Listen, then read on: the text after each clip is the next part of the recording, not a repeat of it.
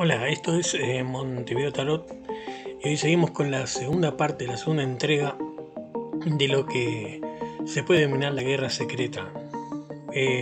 Conflicto que desde siempre ha perseguido a la humanidad y que, bueno, sus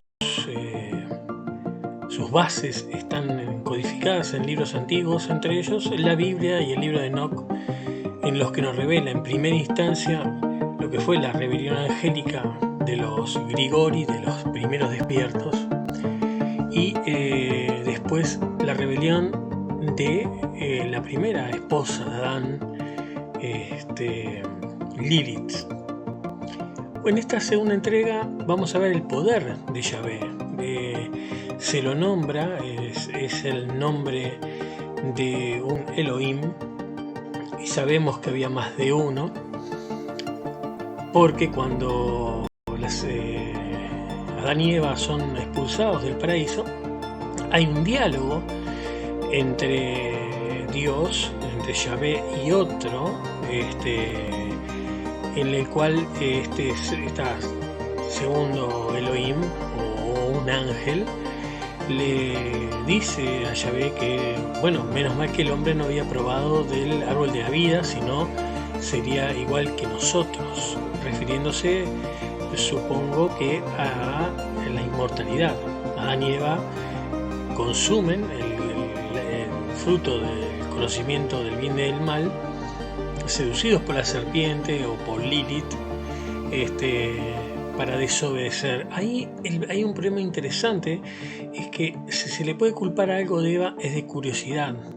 La serpiente la tenta, le dice que bueno, que pruebe, que no hay problema, y hay una enorme curiosidad. La curiosidad es una de las cosas que definen a la humanidad, y por lo tanto vamos a ver más adelante que ha sido la causa de más de un castigo, esa curiosidad inherente al ser humano. Resulta que Adán y Eva son expulsados del paraíso a sufrir en el mundo, y tienen dos hijos. Tienen varios, pero tienen dos hijos famosos que son Caín y Abel. Caín y Abel, Caín era mayor que Abel,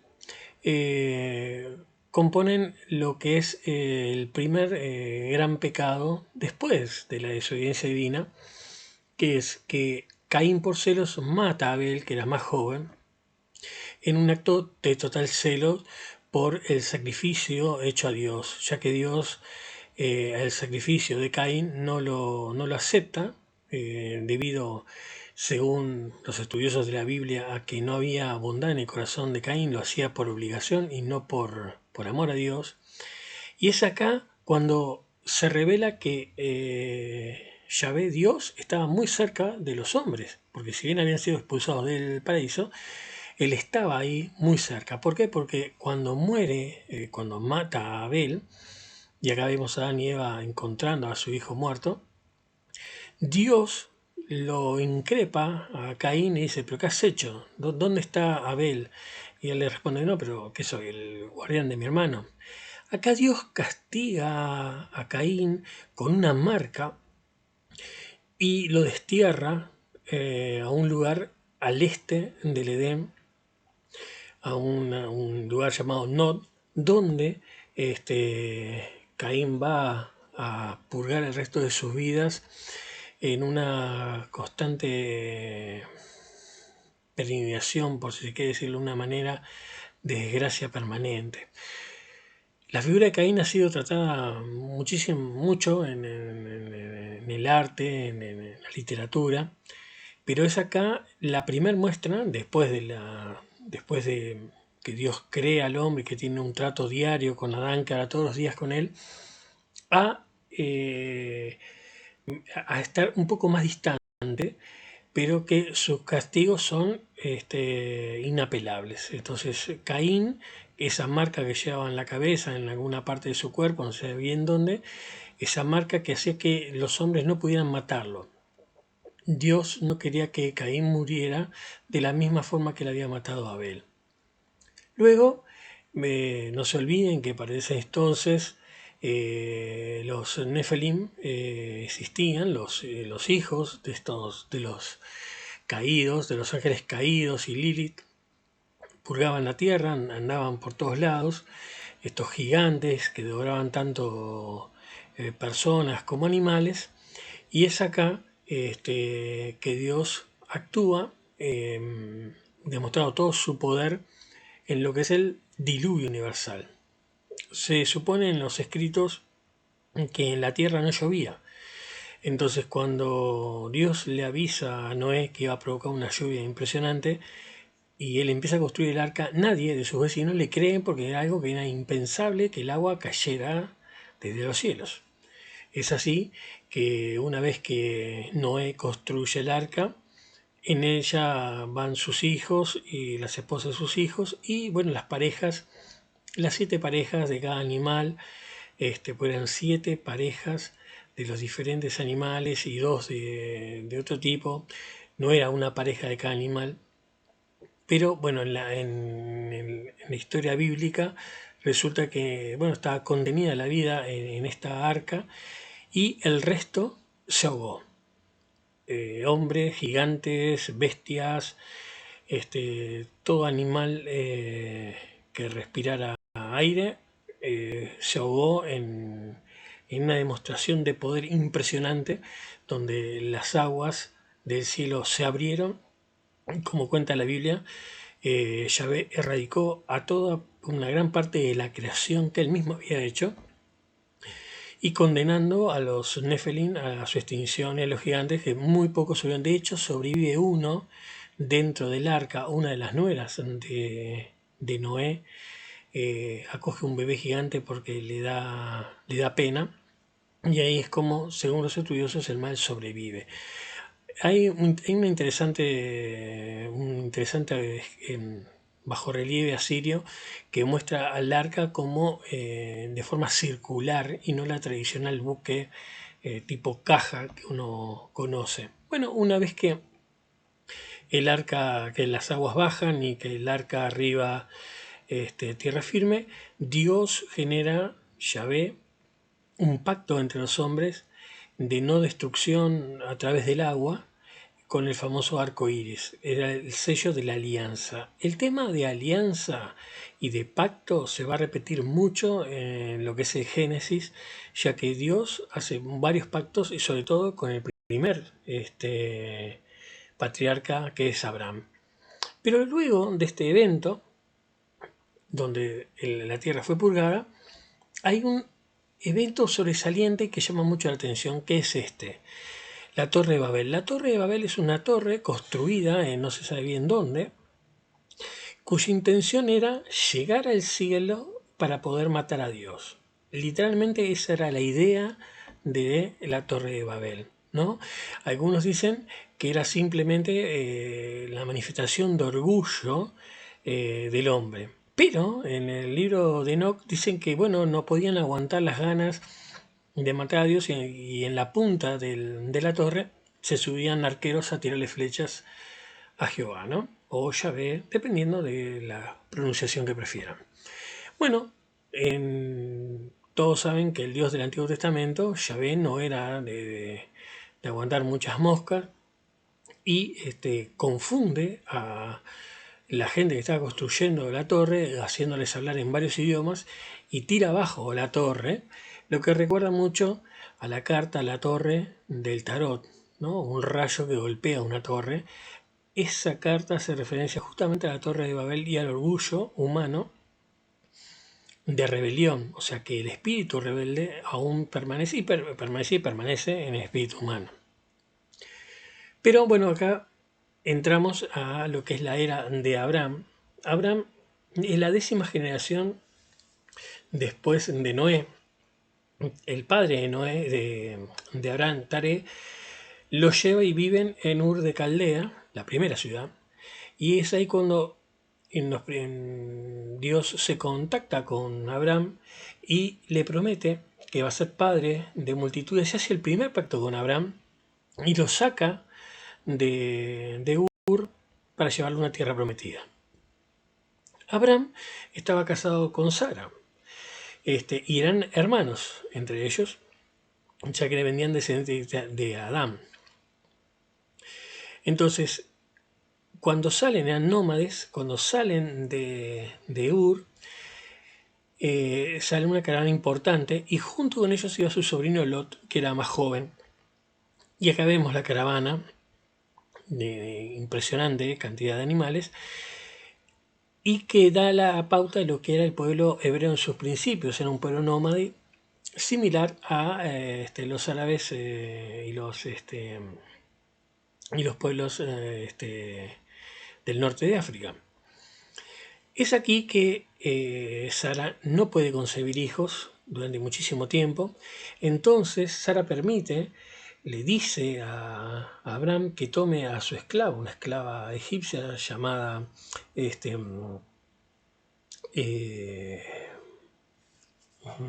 nombre de Agar, que le da un hijo que es Ismael. Ismael es el padre de los árabes y de los pueblos, digamos, de las arenas africanas y de Arabia. Y acá se pone en entredicho, porque claro, él es padre de muchos pueblos, ya que de él va a nacer Isaac más adelante, que será el padre del pueblo judío. Acá vemos a Lot, que se separan de Abraham debido a una disputa entre sus diferentes pastores. Dios siempre hablaba con Abraham y Abraham le dice a Lot que elija el mejor lugar, que él no le importaba, y bueno, él elige un lugar cerca del río Jordán, y se queda del lado muy cerca de la ciudad de Sodoma y Gomorra. Entonces Abraham sigue su camino y ahí se le aparece Dios y le dice que va a ser padre de un hijo a pesar de su avanzada edad, con su esposa Sarai, que después sus nombres van a cambiar de Sarai, que es la que ríe, porque ya era muy vieja como para tener hijos, a Sara, y Abraham se llamará Abraham. Va a cambiar su nombre cuando Dios cumpla con su promesa. Pero es aquí que pasan un par de cosas interesantes. Sara era una mujer muy hermosa y el faraón de Egipto le echa los ojos y para evitar ser asesinado le dice a Abraham, a Sara: vos no digas que sos mi mujer, sino que es mi hermana, lo cual era cierto. Ahora, cada vez le pasó lo mismo con otro rey poderoso de la zona, que también se quería, o sea, Amibalec, cuando también se sentía muy atraído por Sara. ¿Y qué pasaba? Cuando querían tomar a Sara, Dios les maldecía, caían un montón de desgracias sobre ellos, ellos se daban cuenta, entonces le pagaban a Abraham para que se fuera. Es así como la fortuna de Abraham crece impresionantemente, debido a que estos señores muy poderosos se daban cuenta de que, bueno, estaban actuando de forma equivocada. O sea, la relación de Abraham y el hecho de que Dios le sacaba las papas del fuego era impresionante. Y Abraham no era simplemente un pastor, él también tenía una fuerza militar importante, ya que su caravana era muy grande. Aquí se entera Abraham que un reyes del sur atacan la zona y toman a Lot como prisionero. Entonces él va a su ayuda y logra vencer a este rey del sur y se encuentra con un personaje muy particular. Este es Melquíadec, o el rey de Salem, y una traducción es Salem como Salom, o sea, el rey de paz. Este rey, Melquíadec, es un sacerdote que trata directamente con Dios. ¿Qué hace Melquíadec? Lo invita a Abraham con pan y vino, haciendo una referencia de lo que vendría a ser el pacto de Jesucristo muchos años después. Entonces, los sacerdotes de la iglesia primitiva o de la iglesia cristiana no son de una casta sacerdotal, sino que son no son de una tribu como iban a ser los levitas después, sino que no tienen padres ni madres, ni tienen descendencia, es decir, son como seres que no tienen ni pasado ni futuro, y muchos pensadores piensan de que era una manifestación de Cristo, una cristofanía, de una preimagen de Cristo en el mundo real, o sea, vendría a ser como una manifestación de Dios de otra forma. Acá lo vemos arrodillado a Abraham mientras comparte el vino y el pan con Melquisedec. Miren, recuerden que parece que fuera un papa. Obviamente esta pintura es posterior, ¿no? Es de 1500 y algo. Entonces, claro, hay una referencia clara al papa. Pero es interesante porque este personaje se nombra al pasar y se sabe que tiene un enorme poder eh, y que es un aliado de Abraham y un sacerdote de Yahvé. Es acá cuando se le aparece Dios y tres ángeles a Abraham y le dicen que bueno, que tome distancia porque van a destruir a Sodoma y Gomorra. Ahí a Abraham se le para el corazón porque su sobrino Lot vivía en Sodoma y Gomorra. Entonces les pide en la famosa negociación de que bueno, si hubieran 10 personas justas y salvarían la ciudad, Dios le dice que sí, pero que no hay, ¿no? Entonces Dios manda a sus ángeles a ver a Lot. Cuando llegan a la ciudad, estos ángeles no tenían alas, o sea, eran hombres, pero sí unos hombres muy hermosos. Y Lot vivía solamente con su mujer y sus dos hijas. Los sodomitas, o sea, los habitantes de Sodoma, querían mantener relaciones con estos ángeles. Entonces, Lot les ofrece a las hijas y los hombres dicen que no, que querían estar con estos ángeles, que no sabían que eran ángeles, que eran hombres muy hermosos. Entonces, la costumbre homosexual de los sodomitas, que es sinónimo de homosexual, es condenada por los escritos de la Biblia, ya que es en este momento, cuando la cosa se estaba poniendo bastante fea, los ángeles ciegan a esta gente, a estos hombres, los dejan ciegos, y le dice a Lot y a la mujer y sus hijas que abandonen la ciudad y que no miren para atrás, ya que la ciudad va a ser evaporada, va a ser destruida completamente. ¿Qué es lo que pasa? Y acá pasa el siguiente problema sobre la curiosidad. La mujer de Lot se da vuelta para ver lo que estaba pasando e instantáneamente queda convertida en un pilar de sal, mientras Sodoma y Gomorra son totalmente borradas del mapa por un bombardeo que perfectamente puede haber sido desde el espacio, sin ningún tipo de inconveniente. Las dos ciudades fueron destruidas instantáneamente. Lot sabe que su mujer porque no la percibe detrás de él, dándose cuenta de la profecía de los ángeles. Sus dos hijas obedecen y bueno, los tres se salvan mientras que la madre queda convertida en un pilar de sal, mientras la ciudad es arrasada en una manifestación impresionante del poder de Yahvé.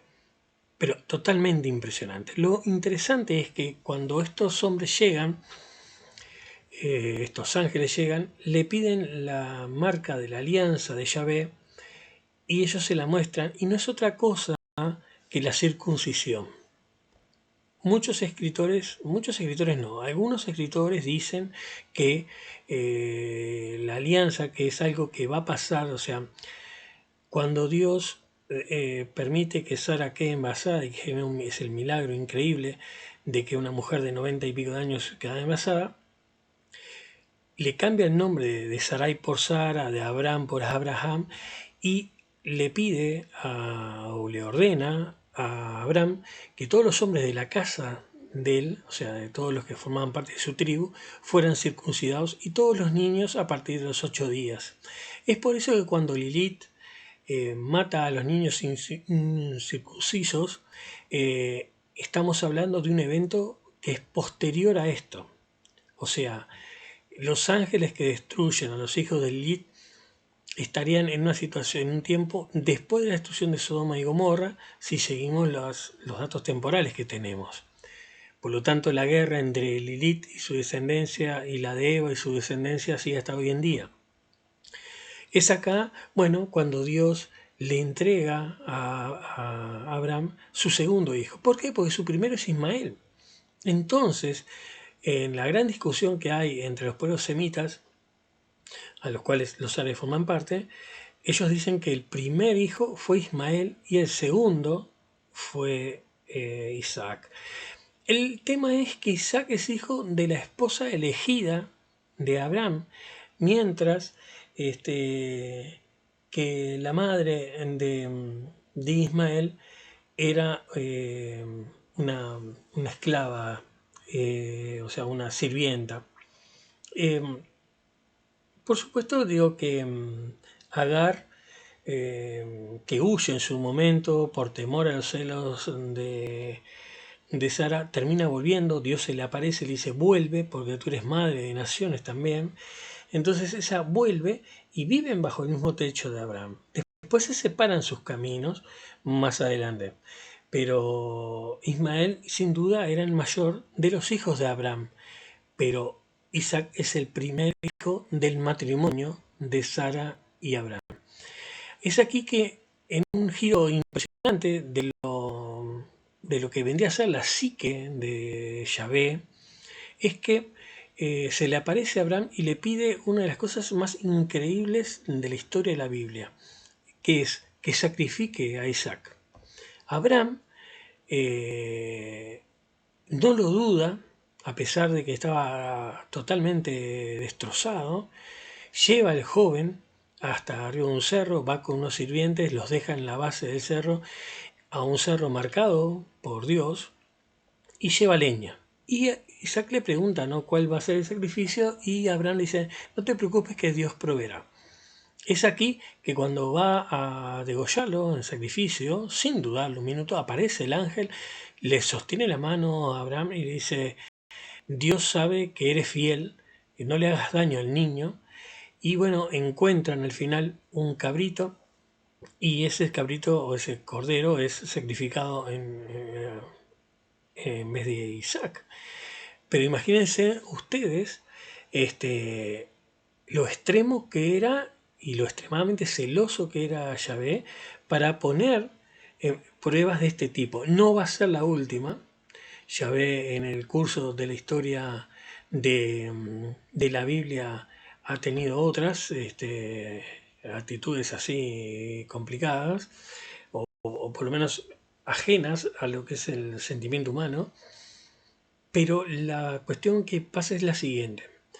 Lo de Sodoma y Gomorra es que aparentemente, y digo aparentemente porque iban como espías, los ángeles, o sea, iban disfrazados, es que Sodoma y Gomorra pertenecía a otro Elohim, siendo Yahvé un Elohim, de un Elohim que posiblemente un compañero de Yahvé, y ahí ya estamos en la idea de que Yahvé era uno de varios, que había varios Elohim. De hecho, más adelante en el libro de Lot, hay en el libro de Lot, en el libro de Job, aparece un diálogo entre él y Satanás.